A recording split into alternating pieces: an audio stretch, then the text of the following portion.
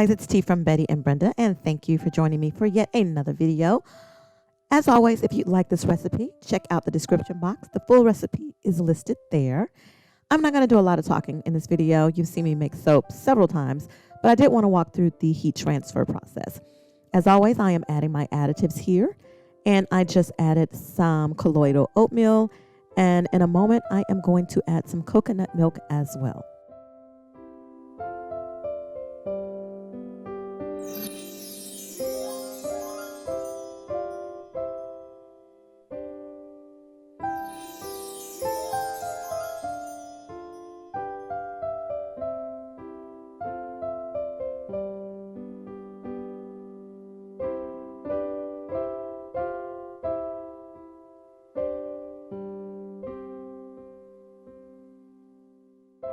And now that I have all of my additives mixed into my liquid oils, I am now adding that to my solid oils.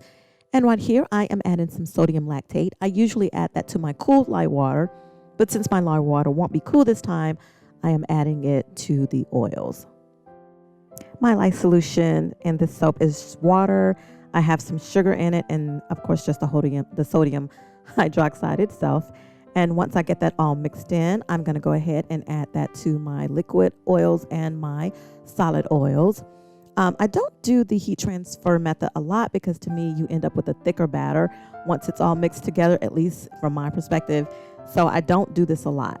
But pretty much the heat transfer method is keeping you from having to let your lye solution sit to the side and cool off.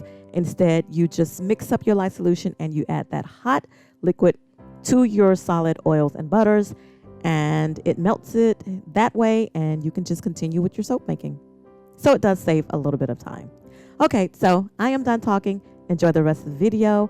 I hope you have a wonderful Sunday and a blessed week, and I will chat with you guys later.